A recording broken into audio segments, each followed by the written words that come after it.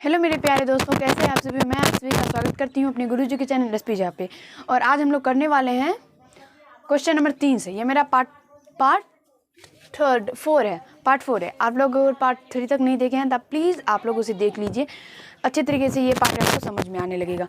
चलिए अब हम लोग क्वेश्चन नंबर 3 से समझते हैं। क्वेश्चन नंबर 3 का पहला क्वेश्चन नंबर 3 में बोला गया है कि अभाज्य गुणनखंडों की घातों के गुणनफल के रूप में व्यक्त करने के लिए, ठीक है, अभाज्य गुणनखंडों की घातों के रूप में इसे व्यक्त करना है। तो पहला क्वेश्चन है आपका 1152। चलिए इसे अभाज्य गुणनखंड के रूप में व्यक्त करते हैं। तो चलिए 1152 का अभाज्य गुणनखंड निकाल लेंगे आराम से। यहाँ पे 2 पंचे 10 होगा, फिर उसके 7 2 7 14, फिर यहाँ पे 6 2 6 12 होगा।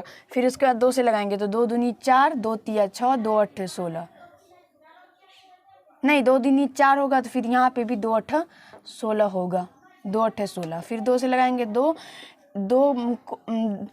का 2 2 2 चौके 8, 2 चौके 8।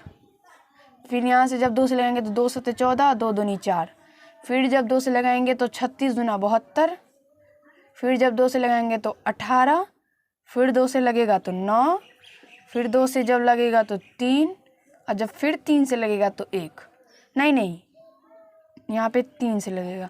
जब 3 से 9 में लगाएंगे तो 3, फिर 3 में 1 लगाएंगे, ठीक। तो आशा करती हूँ कि आपको यह अभाज्य गुणनखंड निकालना तो आता ही होगा। अब चलिए अब इसको क्या कहते हैं, घातों के गुणनफल के रूप में व्यक्त करना है। तो 1152 बराबर लिखना है 1 2 3 4 5 6 7 7 2 आया, इसका मतलब 2 पे पावर 7 अगुना 3 2 बार आया, यानी 3 पे पावर 2। और यही इसका प्रेम से आंसर इसका लिख देना है। अब दूसरा क्वेश्चन है 64 गुना 81। तो सबसे पहले 64 का अभाज्य गुणनखंड करेंगे। 2 से लगाएंगे 2 तिया 6, 2 दूनी 4, 32 गुना 64। फिर 2 से लगाएंगे 16, फिर 2 से लगाएंगे 8, फिर 2 से लगाएंगे 4, फिर 2 से लगाएंगे 2, फिर 2 से लगाएंगे 1। फिर उसके बाद 81 का करेंगे तो फिर 3 से लगाएंगे यहाँ पे तो 27 तिया 81। फिर 3 से लगाएंगे तो 9, फिर 3 से लगाएंगे तो 3, फिर 3 से लगाएंगे तो 1। अब यहाँ पे 64 गुना 81 करके लिखना है। 2 1 2 3 4 5 6, 2 पे पावर 6 गुना 3 पे पावर 4, और इसका आंसर यही निकल के आ जाएगा। तो तीसरा क्वेश्चन देखिए। तीसरा क्वेश्चन में 540 है, इसका भी अभाज्य गुणनखंड निकालते हैं। तो 2 दूनी 4, फिर उसके बाद 7 2 7 14, फिर 0। फिर 2 से लगेगा 2 का 2, फिर 2 तिया 6, और उसका 2 पंचे 10। अब देखिए 3 से लगेगा ये 3 चौके 12, 3 पचे 15। फिर 3 से लगेगा तो 15 तिया 45। फिर 3 से लगेगा तो 5, फिर 5 से लगेगा तो 1। अब इसको क्या करना है, तो 540 को बराबर करके लिखना है। 2 पे पावर कितना आया है, 2 गुना 3 पे पावर 3 और गुना 5, और यही इसका आंसर हो जाएगा। अब देखिए 27 गुना 48 गुना 72 है। सबका अभाज्य गुणनखंड करेंगे 27। तो क्या आ जाएगा, यहाँ पे 3 से लगाएंगे 3 नंबर 27, 3 से लगाएंगे 3, फिर 3 से लगाएंगे 1, यहाँ पे 48। तो यहाँ पे फिर पहले 2 से लगाएंगे तो 2 और 4 24, फिर 2 से लगाएंगे 12, फिर 2 से लगाएंगे 6, फिर 2 से लगाएंगे 3, फिर 3 से लगाएंगे 1। यही इसका आंसर आ जाएगा। नहीं मतलब अभाज्य गुणनखंड क्या आ जाएगा। उसके बाद फिर 72 का करेंगे तो फिर 2 से लगाएंगे 36 दुना 72, फिर उसके बाद 2 से लगाएंगे तो 18 दुना 36, फिर 2 से लगाएंगे तो 9, फिर 3 से लगाएंगे तो 3, फिर 3 से लगाएंगे तो 1। अब क्या करना है, 27 गुना 48 गुना 72 बराबर करके लिखना है। चलिए लिखते हैं। यहाँ से पहले इसको ऐसे घेर देते हैं। देखिए 27 गुना 48 गुना 72 बराबर 3 पे पावर कितना आया यहाँ पे लिख देते हैं। 3 पे पावर 3 गुना यहाँ पे 2 पे पावर कितना आया है, 4 गुना 3 गुना यहाँ पे 2 पे पावर 3 गुना 3 पे पावर 2, यही आया है। देखिए तो यहाँ पे 1 2 3 3 वाला टर्म जो है वो 3 जगह आया। तीनों का आधार बराबर है तो घट जुड़ जाएगा, यानी 3 पे पावर यहाँ पे क्या है 3 है, यहाँ पे 1 है 4, यहाँ पे क्या है 2 है। इसका मतलब 4 और 2 6, 3 पे पावर 6। यहाँ पे भी आधार 2 पे पावर 4 गुना 2 पे पावर 3 जो है उसका आधार बराबर है तो घात जोड़ देंगे, यानी 2 पे पावर 7। यही इसका आंसर निकाल देना है, ठीक है। अब 5वां क्वेश्चन को देखिए।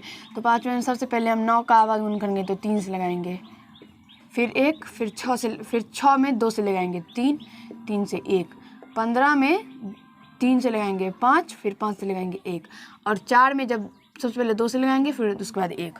अब इस यहाँ पे 9 गुना, सबसे पहले यहाँ पे से चिन्ह दे दीजिए, 9 गुना 6 गुना 15 गुना 4, इसके बराबर करके लिखना है 3 पे पावर 2 गुना 2 गुना 3 गुना 3 गुना 5 और गुना 2 पे पावर कितना, 2 पे पावर 2।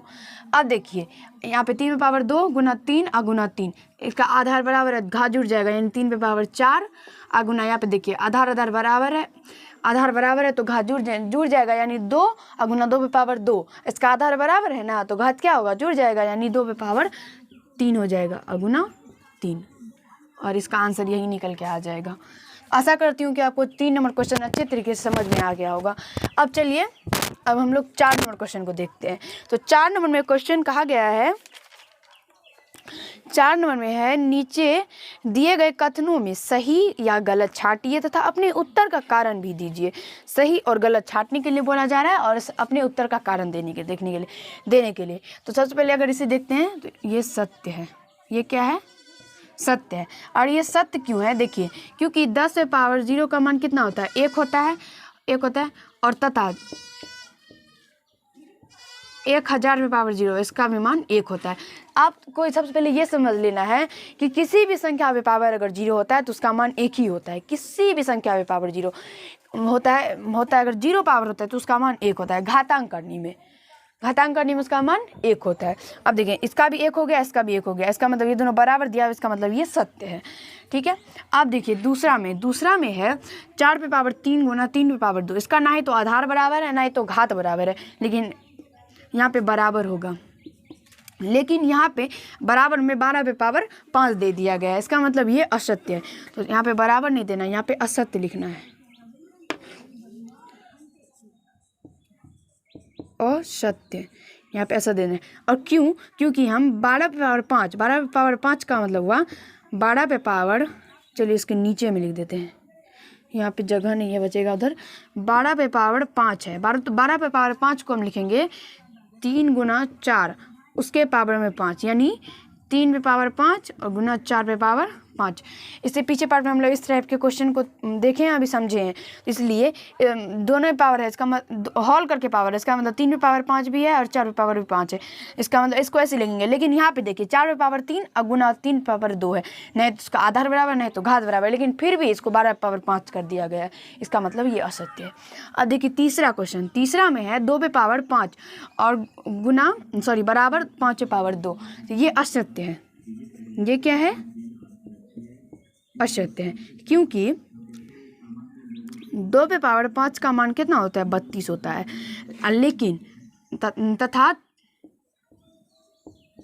5 पे पावर 2 का मान 25 होता है। लेकिन दोनों को देखिए 2 पे पावर 5 का मान 32 होता है और 5 पे पावर 2 का मान कितना होता है, 25 होता है, लेकिन फिर भी इसको बराबर कर दिया गया, इसका मतलब ये असत्य है। चलिए अब चौथा नंबर क्वेश्चन को देखते हैं। तो चौथा नंबर में है 10 गुना 10 पे पावर 6, इसका आधार बराबर है, यानी इसका घात जुड़ना चाहिए, लेकिन यहाँ पे क्या किया गया है, तो ये जो 6 इसका मतलब ये क्या किया है, तो पावर जो है उसको ऐसे के वैसे लिख दिया और आधार को क्या किया, तो गुना कर दिया, लेकिन ऐसा तो होना नहीं चाहिए, क्योंकि इसका घात तो बराबर है नहीं, इसका तो आधार बराबर है, इसका मतलब घात जुड़ना चाहिए, इसका मतलब ये असत्य हुआ। यहाँ पे असत्य लिख देना है, और इसलिए क्योंकि 10 गुना 10 पे पावर 6 बराबर होगा 10 पे पावर 7, क्योंकि आधार बराबर है तो घात जुड़ जाएगा, इस पर पावर 1 है, इसका पावर मतलब 6 है, तो 6 और 1 7 हो जाएगा, इसका ये होगा, लेकिन वहाँ पे 100 पे पावर 6 कर दिया गया, इसका मतलब ये असत्य है। आशा करती हूँ कि आपको ये पार्ट अच्छे तरीके से 3 और 4 समझ में आ गया होगा। अगर आप लोगों को ये अच्छा लगा होगा तो ज़रूर वीडियो को लाइक कर दीजिएगा, कैसा लगा ये ज़रूर कमेंट कीजिएगा, और अगर चैनल पर नए होंगे तो चैनल को सब्सक्राइब कर लीजिएगा। धन्यवाद। आज पार्ट 4 में हम लोग इतना ही करेंगे। पार्ट 5 में हम लोग एक क्वेश्चन बचा हुआ है 5 नंबर, उसको भी समझ लेंगे। धन्यवाद।